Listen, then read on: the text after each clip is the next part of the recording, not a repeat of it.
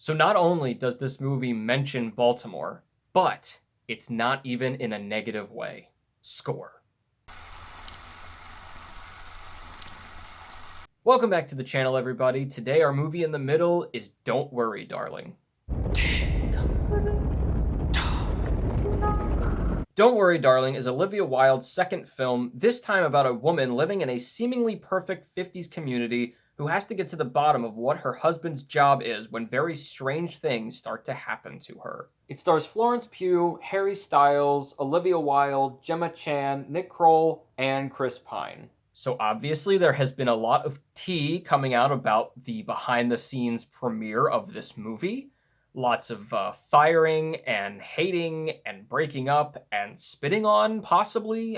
I don't know how much of it's actually true, but there is a lot of rumors going around about it and a lot of drama going on behind the scenes of this movie premiering, which personally I think is going to actually help its box office, because I think a lot of people are going to go see it because of this. But does the movie itself actually make it all worth it?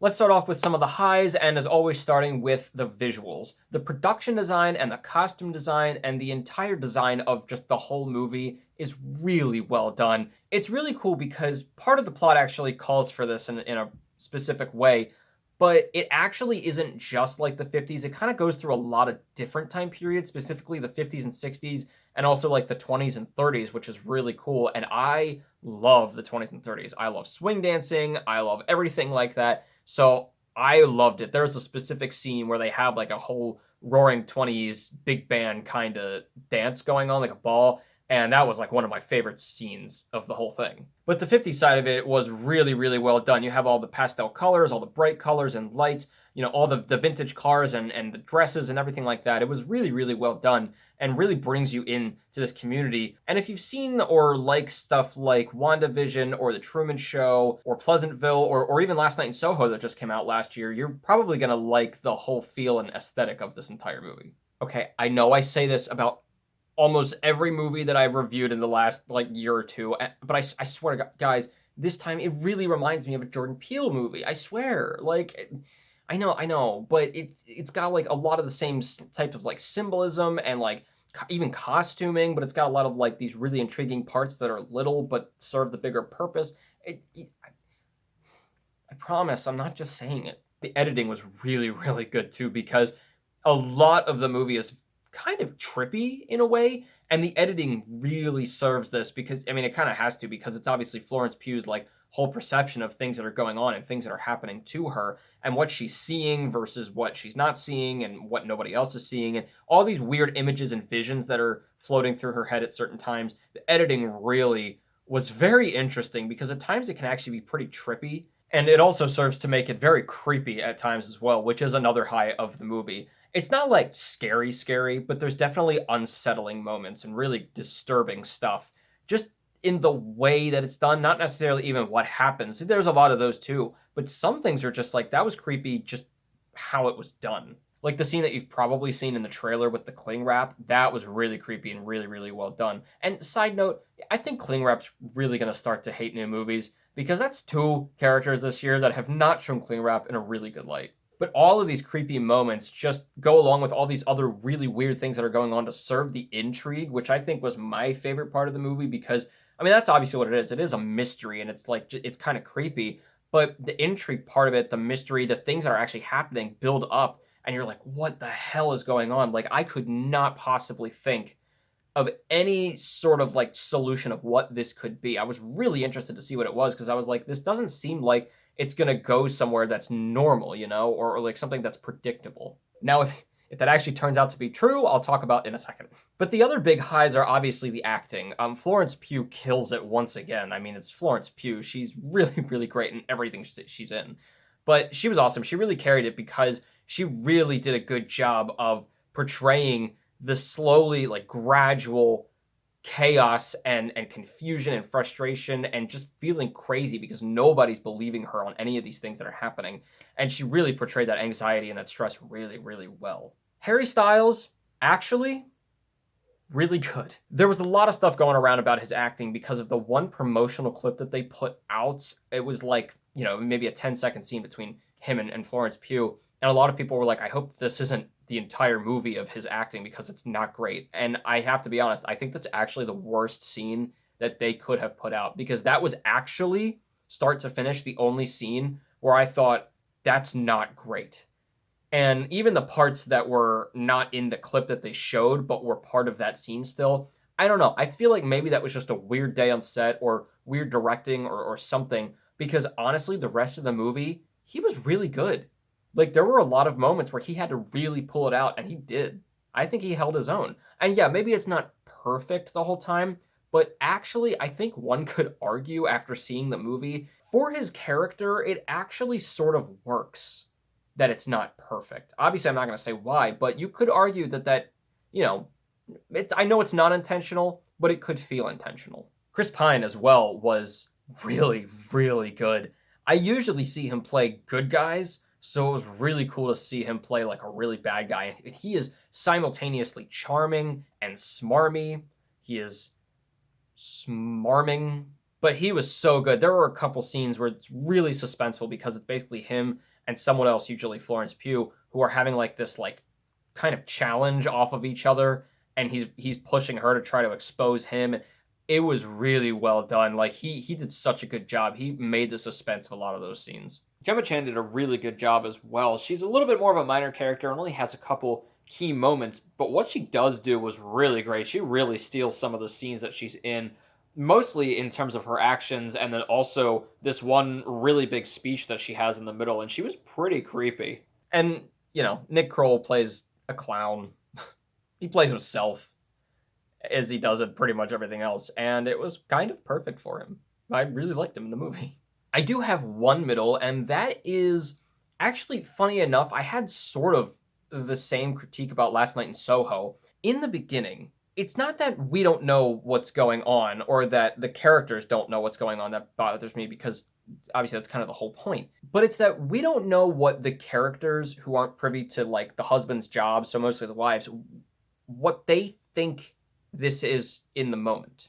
Like, we're never really told what the wives believe they are coming to begin with, before obviously things start getting weird, just what they're there for in the first place. They're coming to this community so that the husbands can do a job. Every time they talk about the job, obviously it's supposed to be vague, but there's not even like an excuse of what they think it is. Like, Chris Pine literally talks about just a generic concept of progress and advancement and value. And it was just really odd. And maybe it's supposed to be abstract. Maybe that's on purpose. But I didn't really get that. But it does tie into the movie thematically a little bit, so I'm not quite sure. But this does tie into what are my biggest lows for the movie, and that specifically just comes in the third act. This is one of those where the third act really makes or breaks the movie, kind of like Nope and kind of like Last Night in Soho, these others that I've been kind of comparing it to already. And first of all, I just didn't really love what the reveal was to begin with. I thought it was fine, but I didn't, love it. It wasn't as interesting as I thought it might have been.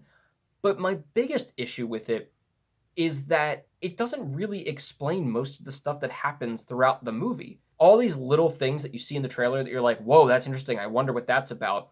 What's going to happen is that you're going to see that moment. It's going to happen. And then not really much is going to come of it, because what the reveal is, what the twist is later on, never explains why that thing happened or that little thing or whatever it is that was contributing to the intrigue. It explains like maybe 2 or 3 of them. Maybe. And even then, some of them were kind of confusing. Like, it doesn't feel messy in a way of like random things happening, because obviously all these things like point to this one goal or this one reveal, but we just don't know why.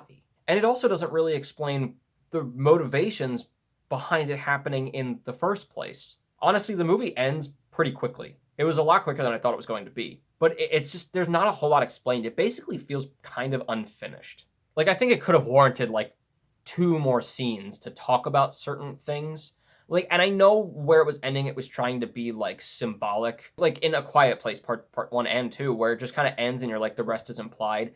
It's implied, it just doesn't explain a lot of the stuff farther back. Really, I think the biggest issue with it is that it just doesn't have a lot underneath, and that was the big critique that I was seeing from a lot of people who had seen it already, was that it just felt kind of the same, and there was a lot of stuff that was put into it just for it to be a story about stuff that we've already kind of talked about and nothing really new, which does bring up like an interesting point because, I've thought about this before, is that if you have a really cool concept and a lot of cool things that could go into that concept to make it really intriguing, but it doesn't have a lot of new stuff to say, but it's just an interesting way to talk about some of the stuff we've already said, or, messages, whatever.